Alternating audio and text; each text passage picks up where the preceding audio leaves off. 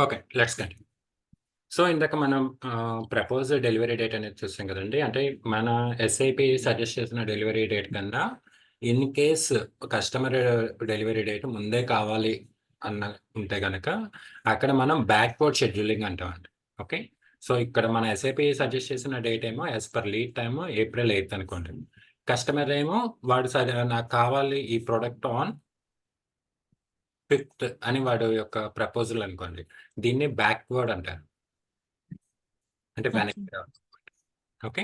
In case వాడు suggest చేసింది గనక ఏప్రిల్ సారీ ఏప్రిల్ 12 అనుకోండి. ఓకే. మేబీ అప్పుడు అలా కూడా అవ్వచ్చు కదా! ఎందుకంటే నా డాటర్ బర్త్‌డే ఏప్రిల్ 12 అండి. ఆ రోజు నాకు డెలివరీ కావాలి. ముందే మీరిచ్చినా నాకు అనవసరం. ఆ రోజు నాకు డెలివరీ అనేది కావాలన్నాడనుకోండి. దాన్ని ఫార్వర్డ్ షెడ్యూలింగ్ అంటారు. ఫార్వర్డ్. యాక్చువల్లీ దీనికి మీరొకటి చెప్పారు కదా! ఇదివరకు డెలివరీస్ గురించి చెప్పినప్పుడు. ఏంటంటే, వాళ్ళు ముందు కావాలి అంటే, షిప్పింగ్ టైప్ అంటే, ఎలాగా ట్రావెల్ చేసి రావాలి ఆ ప్రొడక్ట్ అనే దాన్ని కాదండి. చూసుకొని అది టోటల్‌గా డెలివరీ ట్రాన్స్‌పోర్టేషన్‌కి సంబంధించింది. ఇదేంటి అనంటే, ఓకే. మనం ఆన్ టైమ్ డెలివరీ జరగటానికి మనం చేసే ప్రాసెస్ అనమాట ఇది. అంటే స్టాక్ యొక్క మూవ్‌మెంట్ ఏ స్టేజెస్‌లో ఎలా ఉండాలి? ఆ ప్రాసెస్ ఎలా జరుగుతుందనేది మనం చూస్తున్నాం. అది ఏంటి అంటే షిప్పింగ్ అనేది ఏంటి అనంటే ట్రాన్స్‌పోర్టేషన్ సింపుల్‌గా చెప్పాలి అంటే. ఇది లీడ్ టైమ్. లీడ్ టైమ్ అనమాట. ఓకే. ఇది లీడ్ టైమ్. నేనిప్పుడు మీకు ఈ పలానా ఏ టైంకి ఫర్ ఎగ్జాంపుల్ ఈ ఎస్ఐపి కోర్సు నేను మే ఎండింగ్ కల్లా ఫినిష్ చేయాలి. ఓకే. ఇది లీడ్ టైమ్. ఇది లీడ్ టైమ్. అదే ఈ షిప్పింగ్ కండిషన్స్ ఏంటి అనంటే ఫర్ ఎగ్జాంపుల్ నాకు క్రాష్ కోర్స్ కావాలి. అదొక షిప్పింగ్ కండిషన్. అంటే ఐ మీన్ అదొక కోర్స్ కండిషన్ అనుకోండి. నాకు త్వరగా అవ్వాలండి. లేదు అనంటే నాకు పర్టిక్యులర్ టైమ్‌లోనే కావాలి. పర్టిక్యులర్ ఆన్‌లైన్‌లోనే కావాలి. లేదా ఆఫ్‌లైన్‌లోనే కావాలి. ఇలాంటి కండిషన్స్ చెప్తున్నారంటే అది షిప్పింగ్ టైప్‌కొస్తుందండి. ఓకే. 2 వేరు. లీడ్ టైమ్ అనేది జరిగే ప్రాసెస్. మనం ఆ టైంకల్లా డెలివరీ చేయడానికి మనం ఏం ఫాలో అవుతున్నాం? నేను మీ కోర్సు ఆన్ టైమ్‌లో ఫినిష్ చేయడానికి నేను ఏ మెథడ్ ఫాలో అవుతున్నాననేది లీడ్ టైమ్. ఇక్కడ మనకి బ్యాక్వర్డ్, ఫార్వర్డ్ షెడ్యూలింగ్ అలా వస్తుంది. నెక్స్ట్ డెలివరీ ఎలా జరగాలి? అంటే నేనిది జరగటానికి ఈ లీడ్ టైము ఈ డేట్ కల్లా ఫినిష్ చేయటానికి నేనేం చేయాలి? షిప్పింగ్, ట్రాన్స్‌పోర్టేషన్ ఎలా చేయాలి? అనే దానికి సంబంధించింది మీరు చెప్పిన షిప్పింగ్ కండిషన్స్, డెలివరీ టైప్స్ ఇవన్నీ వస్తాయి. ఓకే. ఇదేమో ప్రాసెస్. అదేమో ట్రాన్స్‌పోర్టేషన్. 2 వేరు వేరండి. Okay. Next propose PO date ఇంకో 2 ఉన్నాయండి వీటిల్లో. ఆహ్, ప్రపోజ్ పీఓ డేట్ అనేది ఏంటి అంటే ఫర్ ఎగ్జాంపుల్ మనకి ఈ రోజు డేట్ ఏదైతే ఉందో, ఈ రోజు డేట్ ఏదైతే ఐ మీన్ ఈ రోజు డేట్ అంటే మన ల్యాప్‌టాప్ డేట్. మన ల్యాప్‌టాప్ డేట్ అంటే కంపెనీలో ఏదైతే సర్వర్ డేట్ ఉంటుందో, సర్వర్ అనేది నథింగ్ బట్ కంప్యూటర్. ఆ కంప్యూటర్ డేట్ ఏదైతే ఉందో, ఆ డేటే మన క్లయింట్ యొక్క పర్చేజ్ ఆర్డర్ డేట్ అవ్వాలి అనుకుంటే గనక దీన్ని ప్రపోజ్ పీఓ డేట్ అంటారు. అంటే క్లయింట్ ఏ రోజు ఆర్డర్ పెట్టాడనేది అనవసరం. వాడు 1 వీక్ బ్యాక్ పెట్టారా? 1 మంత్ బ్యాక్ పెట్టారా? అనేది అనవసరం. మనం ఏ రోజు సిస్టమ్‌లో ఎంట్రీ చేస్తున్నామో, ఆ రోజే పీఓ డేట్ అన్నట్టుగా మనం భావించాలి అనుకుంటే, మనం ప్రపోజ్ పీఓ డేట్ అనేది సజెస్ట్ చేసుకుంటాం. ఇది ఎక్కడ యూజ్ చేస్తాం? ఇది ఎప్పుడు యూజ్ చేస్తాం? అంటే జనరల్‌గా మన క్లయింట్ ఆర్డర్స్ పెట్టిన డేటే మనం కన్సిడర్ చేయాలి. యాక్చువల్‌గా అయితే. నేనెప్పుడైతే మీరు ఆర్డర్ పెట్టారో, ఆ రోజు నుంచే కన్సిడర్ చేయాలి. కానీ కొన్ని సిట్యుయేషన్స్‌లో ఏంటి అనంటే, మన ప్లానింగ్ జనరలైజ్డ్ ప్లానింగ్ అనుకోండి. జనరలైజ్డ్ ప్లానింగ్ అంటే ఏంటి అనంటే, మీకొక సింపుల్ ఎగ్జాంపుల్ చెప్తా. నా దగ్గరికి ఒక స్టూడెంట్ వచ్చాడు. ఫిబ్రవరిలో ఎంక్వైరీ చేశారనుకోండి. ఓకే. అలాగే ఇంకో స్టూడెంట్ వచ్చాడు. మార్చ్‌లో ఎంక్వైరీ చేశారు.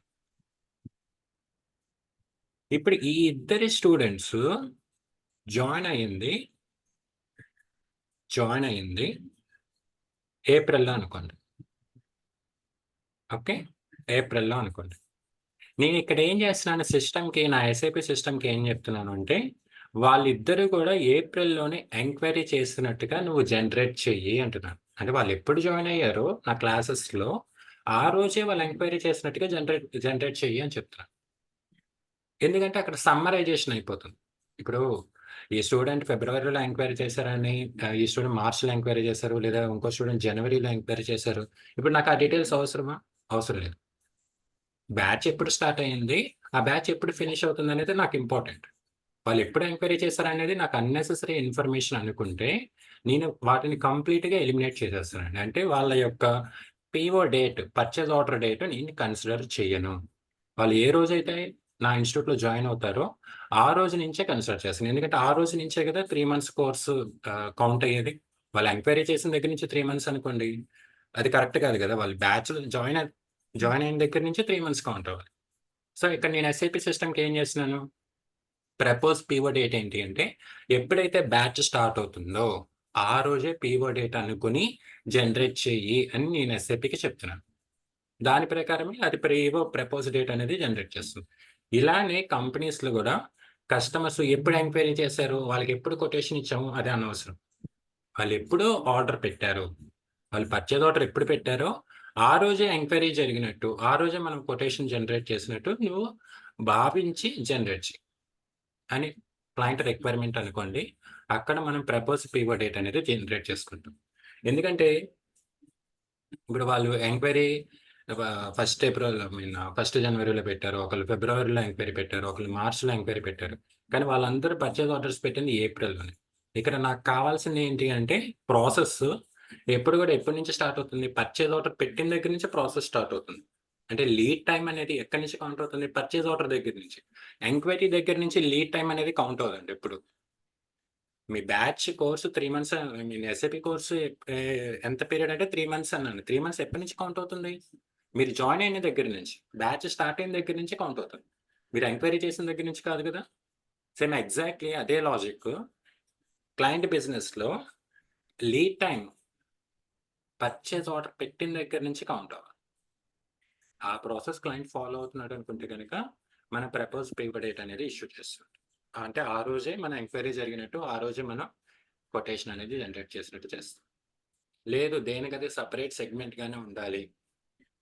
ఎంక్వైరీ చేసిన దగ్గర నుంచి మనం లీడ్ టైమ్ కాలిక్యులేట్ చేయాలనుకుంటే గనక, ఈ ఆప్షన్‌ని మనం చూస్ చేసుకోవాలి. ఓకే.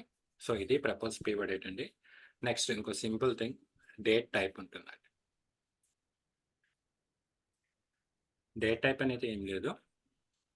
మన క్లయింట్ యొక్క రిక్వెస్టెడ్ డెలివరీ డేట్ ఉంటుంది కదా! రిక్వెస్టెడ్ డెలివరీ డేట్ అంటే మనం ఏ రోజుకల్లా క్లయింట్‌కి ప్రొడక్ట్ అనేది డెలివరీ చేయాలి.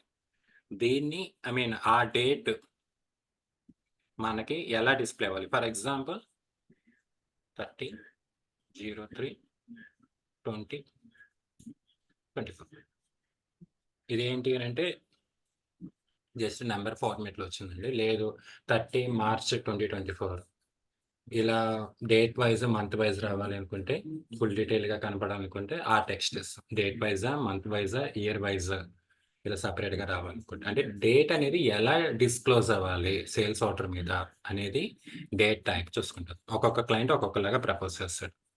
మాకు ఈ ఫార్మాట్ ఓకే అండి అంటాడు. ఇంకో క్లయింట్ ఏమో 30 మార్చ్ అనేది రావాలండి 2024 ఇలా రావాలంటాడు. మీరెప్పుడైనా ఒకసారి బ్యాంక్ స్టేట్మెంట్స్ చూడండి. బ్యాంక్ స్టేట్మెంట్‌లో జనరల్‌గా ఫాలో అయ్యే మెథడ్ డేట్ టైప్ ఏంటి అంటే ఇదే. ఆడు మార్చ్, ఏప్రిల్ అనే సెంటెన్స్ ఇవ్వడు. ఆ నేమ్ ఇవ్వడు month name. Okay.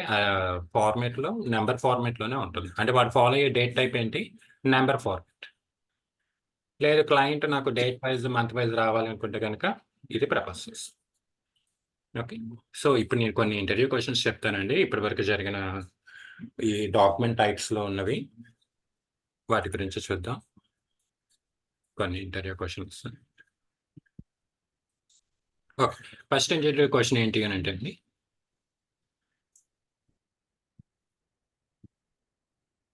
For dealers and distributors నేను అంతకుముందు 2 టైమ్స్ చెప్పాను ఇది. ఓకే. మళ్ళీ ఒక్కసారి స్పీడ్‌గా చెప్పేస్తాను. ఫర్ డీలర్స్ అండ్ డిస్ట్రిబ్యూటర్స్‌కి ఏంటి అంటే, సేల్స్ ఆర్డర్ ఓన్లీ కొటేషన్ ఉంటేనే క్రియేట్ అవ్వాలండి. Okay. Next for direct customers. Direct customers ఎవరైతే ఉంటారో వాళ్ళకి సేల్స్ ఆర్డర్ అనేది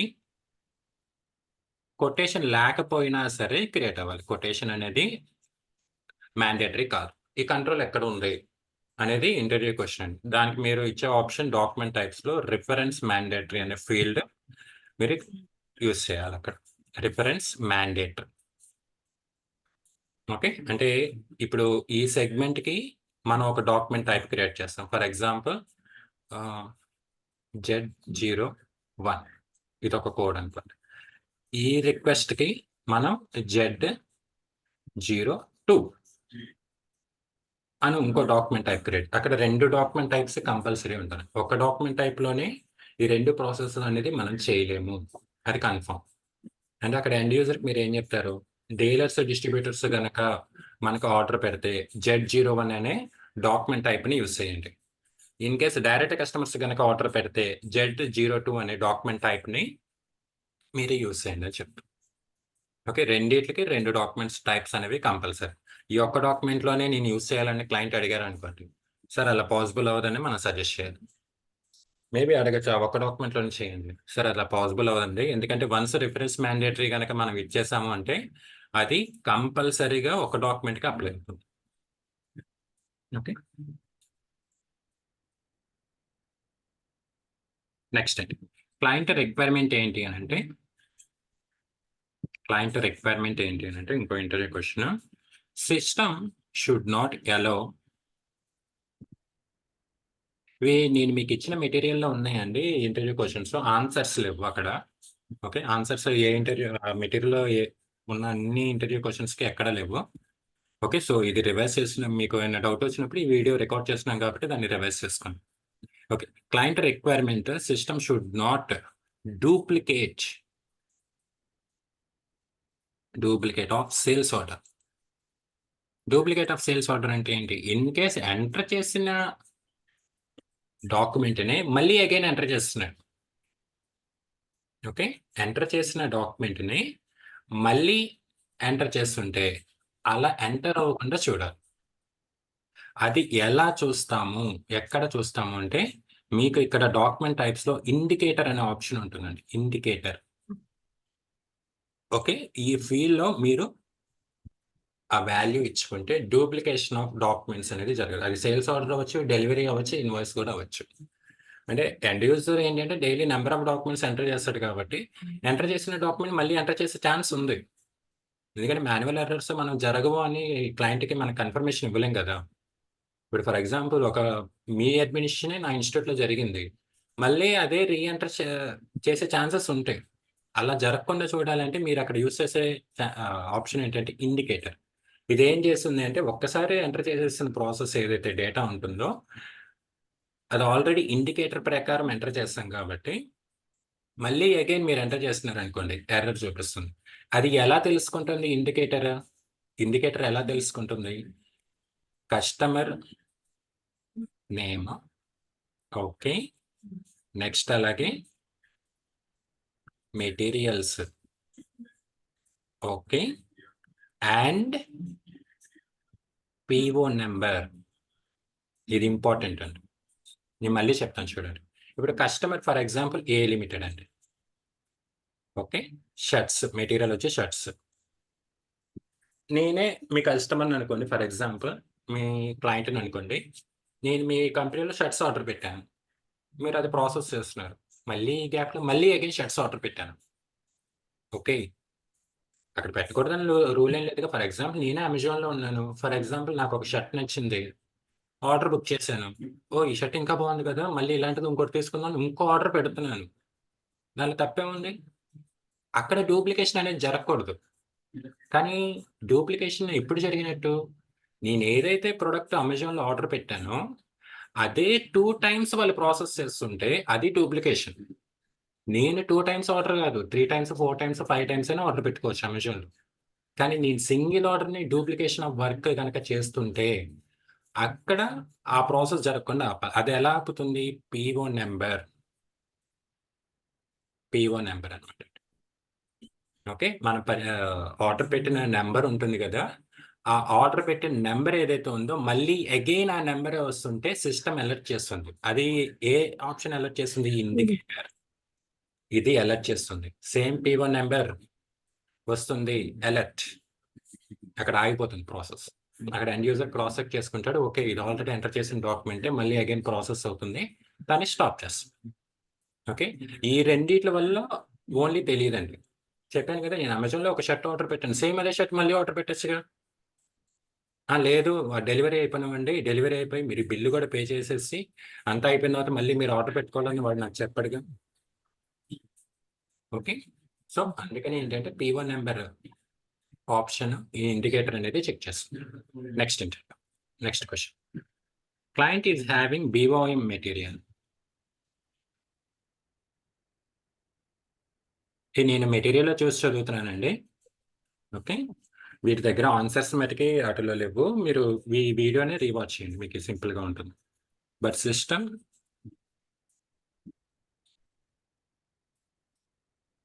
should not display the components. Components అంటే ఏంటి అని అంటే, ఫర్ ఎగ్జాంపుల్ నీ కంప్యూటర్ అనేది క్లయింట్ ఆర్డర్ పెట్టాడంటే దాని యొక్క components hard disk, RAM, keyboard, mouse etcetera. ఇక్కడ క్లయింట్ రిక్వైర్మెంట్ ఏంటి అంటే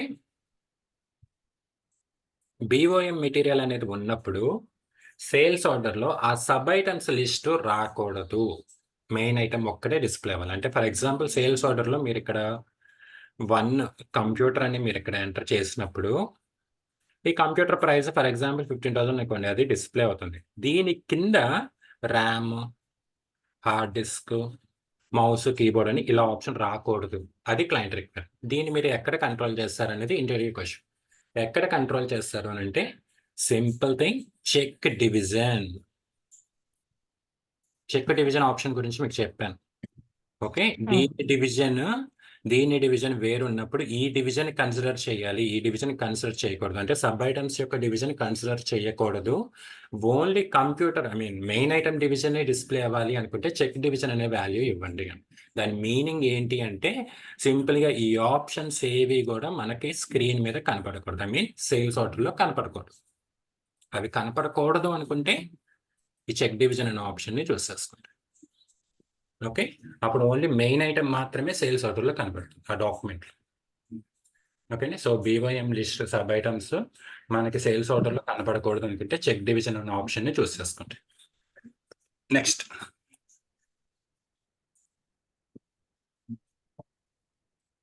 each sales order should consist of same division products. Same division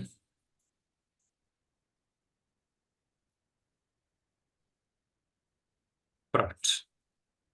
అంటే ఇక్కడ చూడండి, అంటే మెయిన్ ఐటమ్ ఏ డివిజను, సబ్ ఐటమ్ కూడా అదే డివిజన్ అయి ఉండాలి. ఓకే, అదే డివిజన్ కాకపోతే సేల్స్ ఆర్డర్ క్రియేట్ అవ్వకూడదు. అది క్లయింట్ రిక్వైర్మెంట్. మెయిన్ ఏ డివిజన్ ఉందో సబ్ ఐటమ్స్ కూడా కంపల్సరీ అదే డివిజన్ అవ్వాలి. For example main item division personal care products అనుకోండి. ఓకే, లేదంటే ఒక ఎగ్జాంపుల్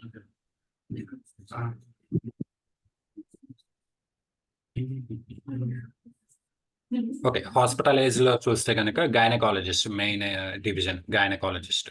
దానికి వచ్చే మెడిసిన్స్ కూడా ఏమై ఉండాలి, గైనకాలజిస్ట్కి సంబంధించిన మెడిసిన్సే ఆ డివిజనే అయి ఉండాలి. కార్డియాలజిస్ట్ అంటే కార్డియాలజిస్ట్కి సంబంధించిన మెడిసిన్స్ లిస్టే రావాలి. అలాగే న్యూరాలజిస్ట్ అంటే న్యూరాలజిస్ట్, ఆర్థో అంటే ఆర్థో. అంటే అక్కడ హాస్పిటల్లో మీరు స్పెషలైజేషన్స్ చూస్తూ ఉంటారు కదా, అక్కడ మనం ఏ సర్వీస్ తీసుకుంటాము అంటే గైనకాలజిస్ట్ అంటే గైనకాలజిస్ట్ మెడిసిన్స్ అయితే మనకు రావాల్సింది, వేరే మెడిసిన్స్ అక్కడ అసలు ఛాన్సే లేదుగా. ఇప్పుడు నేను ఫర్ ఎగ్జాంపుల్ నాకు కీళ్ళ నొప్పులు ఉన్నాయి అనుకోండి, ఆర్థో, దానికి సంబంధించిన మెడిసిన్సేగా నేను తీసుకోవాల్సిందే. వేరే డివిజన్ అక్కడ మిక్స్ అయింది అనుకోండి, ఏమవుతుంది? అది చాలా పెద్ద ప్రమాదం అవుతుంది. అందుకని అక్కడ క్లయింట్ రిక్వైర్మెంట్ ఏంటి? సార్ మా రిక్వైర్మెంట్ ఏంటి ఇది. ఇక్కడ పేషెంట్స్ అందరూ కూడా వాళ్ళకున్న డిసీజ్‌ని బట్టి డివైడ్ అయిపోతారండి. డివిజన్ జరుగుతుంది. సో, ఇక్కడ మెయిన్ డివిజన్ ఏదో సబ్ డివిజన్స్ కూడా అవే రావాలంటే వేరే డివిజన్ అనేది రాకూడదు. ఆ ఛాన్సే ఉండకూడదు అనేది క్లయింట్ రిక్వైర్మెంట్. దీన్ని మీరు ఎక్కడ ఇస్తారు అనంటే సేమ్ యాజ్ యూజువల్ చెక్ డివిజన్‌లోనే ఇస్తారు. అదేంటి ఇందాక చెక్ డివిజనే, ఇక్కడ చెక్ డివిజనే అంటే ఇందాక ఇచ్చే చెక్ డివిజన్‌లో మీరు అలో చేస్తారండి. అలో చేయటం అంటే ఏంటి? వేరు డివిజన్స్ ఉన్నా సరే సిస్టమ్ యాక్సెప్ట్ చేయాలని అలో చేస్తారు. అప్పుడు మెయిన్ కాంపోనెంట్ డివిజనే సబ్ ఐటెమ్ డివిజన్స్ అవుతుంది. అది యాక్సెప్ట్ చేసేస్తుంది. ఇక్కడ మీరు ఎర్రర్ అనే ఆప్షన్ చూస్ చేసుకుంటారు. ఎర్రర్ ఏంటి? ఈ main item division, sub item division వేరైతే ఎర్రర్ రావాలి. ఎర్రర్ వచ్చిందంటే మీరు డాక్యుమెంట్‌ని సేవ్ చేయలేరు. సిస్టమ్ అక్కడితో ఆగిపోతుంది. క్లయింట్‌కి కావాల్సింది అది. ఓన్లీ 2 సేమ్ డివిజన్ అవుతేనే ప్రాసెస్ అవుతుంది. అదే అతను ఆర్థో పేషెంట్ కీళ్ళ నొప్పులని వచ్చాడు. దానికి సంబంధించిన మెడిసిన్స్ అక్కడ ఎంటర్ చేస్తేనే వాళ్ళు ఆ సిస్టమ్ యాక్సెప్ట్ చేస్తుంది. నెక్స్ట్ ఫార్వర్డ్ అవుతుంది. ఇంకా కంట్రోల్ అయిపోయినట్టేగా. అంటే అక్కడ మీన్ ఇండైరెక్ట్‌గా పేషెంట్స్‌కి వేరే మెడిసిన్స్ వెళ్ళే ఛాన్సే లేదు. వాళ్ళు ఏ డిసీజ్ గాని వచ్చారో, ఏ కాజ్ గాని వచ్చారో అవే మెడిసిన్స్ వాళ్ళకెళ్ళిపోతున్నాయి. కంట్రోల్ అయిపోయింది. క్లయింట్‌కి కావాల్సింది అదే కదా! సో, అక్కడ మీరు చెక్ డివిజన్‌లో ఎర్రర్ ఇవ్వండి. ఇందాక చెక్ డివిజన్‌లో మీరు నో అనే ఆప్షన్ సెలెక్ట్ చేసుకోవాలి. సారీ. నో అని కాదు. వార్నింగ్ ఆప్షన్‌ని సెలెక్ట్ చేసుకోవాలి. ఇందాక క్వెషన్‌కి. వార్నింగ్ అనేది ఫార్వర్డ్ అయిపోతుందండి. అంటే డాక్యుమెంట్ మనకి అలర్ట్ చూపిస్తుంది. ఫార్వర్డ్ అయిపోతుంది. ఎర్రర్ వస్తే గనక మీరు డాక్యుమెంట్ అనేది సేవ్ చేయలేదు. రెండిట్లకున్న డిఫరెన్స్ అది. రెండిట్లకున్న ఆప్షన్ ఒకటే. ఆన్సర్ ఒకటే. కానీ అక్కడ మీరు చూస్ చేసుకునే వాల్యూ డిఫరెంట్ ఉంది. Okay. Warning, error. Next. System should not allow the user to change payment and ఇంకో టర్మ్స్. అంటే ఎస్ఏపీ సిస్టమ్ ఏంటంటే అండి, ఈ పేమెంట్ ఇంకో టర్మ్స్ ఏవైతే ఒక కస్టమర్ మాస్టర్ డేటాలో ఓకే. కస్టమర్ మాస్టర్ డేటాలోనే మనం పేమెంట్ ఇంకో టర్మ్స్ అనే వాల్యూస్ ఇస్తామండి. ఆ వాల్యూస్ చేంజ్ చెయ్యకూడదు. ఆ కంట్రోల్ అసలు ఎండ్ యూజర్‌కి ఇవ్వకూడదు. ఇస్తే ఏమవుతుంది? శుభ్రంగా ఏం చేస్తాడు? పేమెంట్ ప్రాసెస్‌లో వాడి అకౌంట్ నంబర్ పెట్టుకుంటాడు. ఎస్ఏపీకి అదేం తెలుస్తుంది? అది దానికి తగ్గట్టు ప్రాసెస్ చేసుకుంటుంది. ఫర్ ఎగ్జాంపుల్ నేనే యాజ్ ఎ ఎండ్ యూజర్ ఉన్నాననుకోండి. నేను మేబీ అక్కడ ఫ్రాడ్ చేయొచ్చుగా. ఆ క్లయింట్ అకౌంట్ నంబర్ తీసేసి బ్యాంక్ అకౌంట్ నంబర్ నా అకౌంట్ నంబర్ పెట్టుకుంటాను. సిస్టమ్ యాక్సెప్ట్ చేస్తుంది. దానికి తగ్గట్టు ప్రాసెస్ చేస్తుంది. దానికి తగ్గట్టు ఫండ్స్ కూడా నా అకౌంట్‌కి ట్రాన్స్‌ఫర్ అవుతాయి. ఇక్కడ అది ఫ్రాడ్ జరిగినట్టేగా. లేదు ఇన్ కేస్ బై మిస్టేక్‌న నేను వేరే అకౌంట్ నంబర్ ఎంటర్ చేశాను. ఒక అకౌంట్ నంబర్ ఎంటర్ చేయబోయి ఇంకోటి ఎంటర్ చేశాను. మిస్టేక్ జరుగుతున్నట్టేగా.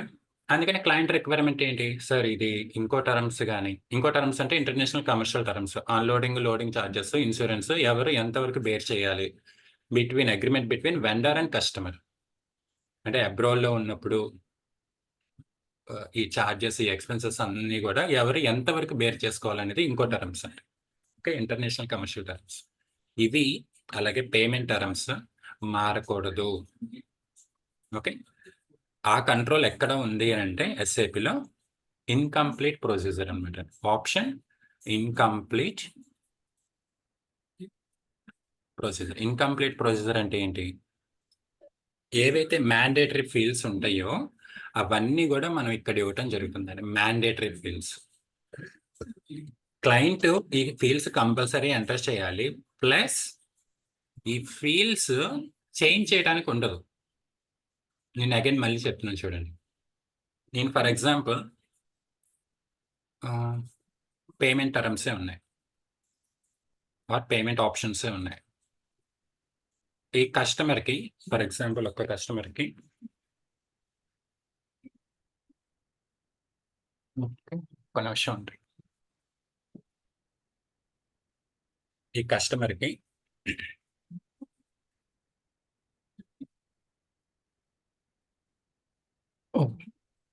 ఒక్క నిమిషం నా ల్యాప్‌టాప్ ఛార్జింగ్ అయిపోతుంది. ఒక్క నిమిషం. ఓకే. ఈ కస్టమర్‌కి ఫర్ ఎగ్జాంపుల్ పేమెంట్ టర్మ్స్‌లో బ్యాంక్ అకౌంట్ నంబర్ నేను సంథింగ్ ఒక ఎక్స్ బ్యాంక్ డీటెయిల్స్ ఇచ్చాం. ఓకే, ఇది ఇప్పుడు సేల్స్ ఆర్డర్ డాక్యుమెంట్లో నేను ఈ కస్టమర్ ఏ లిమిటెడ్ అనుకోండి, ఏ లిమిటెడ్ అని ఎంటర్ చేయగానే ఈ బ్యాంక్ డీటెయిల్స్ అనేవి ఎంటర్ అవుతాయి, ఆటోమేటిక్గా అప్డేట్ అవుతాయి. ఇప్పుడు నేను కనుక దీన్ని ఇన్కంప్లీట్ ప్రొసీజర్ అంటే ఏం లేదండి, అక్కడ లిస్ట్ ఆఫ్ ఫీల్డ్స్ అంటే ఏంటి, ship to party, sold to party, I mean customer details, material details enter చేస్తాం కదా. ఇప్పుడు ట్రైన్ టికెట్ మనం రిజర్వేషన్ చేసుకున్నప్పుడు నేమ్, ఏజ్, మొబైల్ నెంబరు ఇవన్నీ మనం ఎంటర్ చేసేటప్పుడు అవన్నీ ఫీల్డ్స్ అవుతాయి కదా. ఈ లిస్ట్ మొత్తం ఇక్కడ ఇస్తాం. ఓకే, ఇప్పుడు కస్టమర్ నేమ్ ఎంటర్ చేయగానే ఆ బ్యాంక్ డీటెయిల్స్ ఇక్కడ ఎంటర్ అవుతుంది. ఈ బ్యాంక్ డీటెయిల్స్ ఇక్కడ ఎంటర్ అవ్వగానే అది ఇన్కంప్లీట్ ప్రొసీజర్లో ఉందనుకోండి, ఆ ఫీల్డ్ ఎంటర్ చేయకపోయినా చేంజ్ చేసినా అది ఎర్రర్ కింద తీసుకుంటుంది. నేను మళ్ళీ చెప్తాను, ఇన్కంప్లీట్ ప్రొసీజర్లో మీరు లిస్ట్ ఆఫ్ ఫీల్డ్స్ ఇస్తారు, ఏమేమి వాల్యూస్ కంపల్సరీ ఎంటర్ చేయాలి సేల్స్ ఆర్డర్ మనం ప్రిపేర్ చేసేటప్పుడు అని. అందులో డీటెయిల్స్ అన్ని కూడా కస్టమర్ మాస్టర్ డేటాలో నుంచి మనకు వస్తాయి, అప్డేట్ అవుతాయి. ఆ కస్టమర్ మాస్టర్ డేటాలో అప్డేట్ అయిన ఫీల్డ్స్ అన్ని ఈ ఇన్కంప్లీట్ ప్రొసీజర్ క్రాస్ చెక్ చేసుకుంది. ఓకే, నా లిస్ట్లో ఉన్న ఐటమ్స్ అన్ని కూడా ఎండ్ యూజర్ ఎంటర్ చేశాడా, ఎస్ ఎంటర్ చేశాడు. ఓకే, చేంజ్ చేయకూడదు, అలానే చేంజ్ చేస్తే అది వెంటనే ఎర్రర్ వస్తుంది. సో ఇక్కడ పేమెంట్ ఇంకో టర్మ్స్ అనేవి ఎండ్ యూజర్ చేంజ్ చేయకూడదు అనుకుంటే ఆ ప్రాసెస్ని మీరు ఇన్కంప్లీట్ ప్రొసీజర్లో చేయండి. ఆ వేలో ఇస్తే చాలు, కంపల్సరీ అది ఎంటర్ చేయాలి, ప్లస్ చేంజ్ చేయకూడదు. అవన్నీ కూడా మనకి కస్టమర్ మాస్టర్ డేటాలో నుంచి వస్తాయి. ఐ మీన్ అన్నీ కాదు, ఇంకొన్ని మెటీరియల్ మాస్టర్ డేటాలో నుంచి వస్తాయి. పేమెంట్ ఇంకో టర్మ్స్ మటుకి కస్టమర్ మాస్టర్ డేటాలో నుంచి వస్తుంది. నెక్స్ట్ క్వశ్చన్, ఒక ఎండ్ యూజర్ కన్ఫ్యూజ్ అవుతున్నాడు అనుకోండి, దేనికి సంబంధించి ఒక డాక్యుమెంట్ టైప్కి ఎంటర్ చేయబోయి ఇంకో డాక్యుమెంట్ టైప్లో ఎంటర్ చేస్తున్నాడు. ఓకే, అంటే for example sales order enter చేయబోయి రష్ ఆర్డర్ ఎంటర్ చేస్తున్నాడు, or vice versa, rush order enter చేయబోయి by mistake sales order enter చేస్తున్నాడు. అలా ఎంటర్ చేసినప్పుడు దాన్ని సరి చేసుకోవడానికి మనం ఏం చేయాలి, ఎక్కడుంది ఆప్షన్ అంటే ఆల్టర్నేటివ్ సేల్స్ డాక్యుమెంట్ టైప్ అనమాట. మన ఆన్సర్ ఆప్షన్లో ఉంది, ఆల్టర్నేటివ్ సేల్స్ డాక్యుమెంట్ టైప్ 1, అలాగే alternative sales document type 2. Okay, ఇందులో రెండు మనం ఇచ్చుకోవచ్చు. ఫర్ ఎగ్జాంపుల్ మీరు ఇక్కడ Z01 అని ఒక డాక్యుమెంట్ టైప్ క్రియేట్ చేసి ఇందులో ఆల్టర్నేటివ్లో మీరు ఇక్కడ రష్ ఆర్డర్,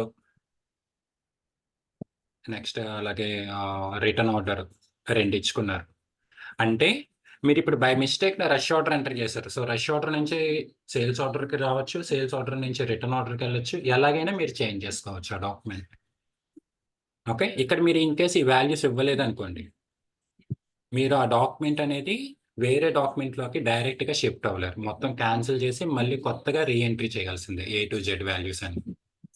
ఈ వాల్యూస్ ఆల్టర్నేటివ్ సేల్స్ డాక్యుమెంట్ 1, 2 ఇచ్చారనుకోండి, మీరు అక్కడ ఎంటర్ చేసిన వాల్యూస్ ఎంటర్ చేయగానే ఓకే నేను రాంగ్ డాక్యుమెంట్లో ఎంటర్ చేశాను, ఇప్పుడు ఏం చేయాలనుకున్నప్పుడు తను డైరెక్ట్గా ఇక్కడ మీరు ఏదైతే రష్ ఆర్డర్కి వాల్యూ కోడ్ ఇచ్చారో ఆ కోడ్ ఎంటర్ చేయగానే ఆటోమేటిక్గా డేటా అంతా కూడా రష్ ఆర్డర్ డాక్యుమెంట్లోకి ట్రాన్స్ఫర్ అయిపోతుంది. దానివల్ల ఎండ్ యూజర్కి టైం అనేది సేవ్ అవుతుంది అన్నమాట. Okay, so end user confusing between 2 document types, what is the solution అన్నప్పుడు alternative sales document type 1, alternative sales document type 2 అనేవి ఆప్షన్స్ మనం ఇవ్వాలి. నెక్స్ట్,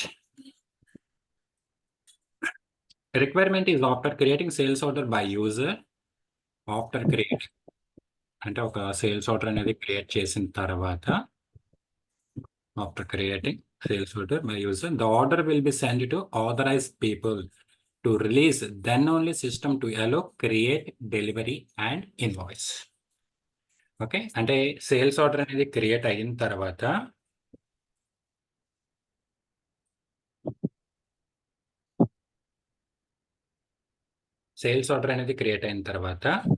డెలివరీ అండ్ ఇన్వాయిస్ అనేది ఓన్లీ ఆథరైజ్ పీపుల్ ఆథరైజ్ చేసిన తర్వాతే జరగాలి, లేదంటే జరగకూడదు. ఈ కంట్రోల్ ఎక్కడ ఉంది? ఎక్కడంటే అండి బిల్డింగ్ బ్లాక్. దీనికి ఆన్సర్ వచ్చి బిల్డింగ్ బ్లాక్ అండి, ఆర్ డెలివరీ బ్లాక్. ఈ రెండు కూడా యాక్సెప్టబుల్ అండి. అసలు బ్లాక్ మీనింగే అది కదా. బ్లాక్ చేసేయటం అంటే ఇంకా టోటల్గా దాన్ని క్లోజ్ చేసేయటం అని అర్థం కాదు. ఆథరైజ్డ్ పీపుల్ దాన్ని క్రాస్ చెక్ చేసి ఆథరైజ్ చేసిన తర్వాత దాన్ని అలో చేయాలని అర్థం. బ్లాక్ యొక్క మీనింగ్ అది. ఓకే, ఇక్కడ మనం సేల్స్ ఆర్డర్ క్రియేట్ చేస్తాం, తర్వాత ఇమీడియట్గా అది డెలివరీ అనేది క్రియేట్ అవ్వకూడదు. ఆథరైజ్ పీపుల్ ఆథరైజ్ చేసిన తర్వాత అది ప్రొసీడ్ అవ్వాలి, అంటే ఐ మీన్ ఫార్వర్డ్ అవ్వాలి అనుకుంటే కనుక ఆప్షన్ మనకి డెలివరీ బ్లాక్, బిల్లింగ్ బ్లాక్లో ఉంటుంది. అంటే అక్కడ వాల్యూస్ మీరు ఇచ్చారు అంటే ఈచ్ అండ్ ఎవ్రీ స్టెప్లో దాని ఆథరైజేషన్ పార్టీ ఎవరైతే ఉంటారో ఆథరైజేషన్ గ్రూప్ వాళ్ళు ఆథరైజ్ చేసి దాన్ని రిలీజ్ చేస్తారండి. రిలీజ్ చేసినప్పుడు అది delivery document and invoice document SAP accept చేస్తుంది. ఓకే, సో ఇక్కడ ఇంటర్వ్యూ క్వశ్చన్ ఏంటంటే సేల్స్ ఆర్డర్ క్రియేట్ అయిన తర్వాత ఓన్లీ ఆథరైజేషన్ జరిగిన తర్వాత డెలివరీ ఇన్వాయిస్ అనేది క్రియేట్ అవ్వాలి అనుకుంటే కనుక ఈ డెలివరీ బ్లాక్, బిల్లింగ్ బ్లాక్ అనేది ఉంది. ఇది ఎప్పుడు ఇస్తాం జనరల్గా? Credit limit. కస్టమర్కి క్రెడిట్ లిమిట్ అనేది మనం చెక్ చేస్తూ ఉండాలి ఈచ్ అండ్ ఎవ్రీ సెక్షన్లో అనుకున్నప్పుడు ఈ ప్రాసెస్ ఉంటుంది. లేదండి మాకు ఆ ప్రాసెస్ అక్కర్లేదు, ఓన్లీ జస్ట్ ఫార్వర్డ్ అయిపోతే చాలు అనుకుంటే మనకి ఈ కంట్రోల్స్ ఏవి అక్కర్లేదు. ఆ కంట్రోల్స్ ఏవి. ఓకే,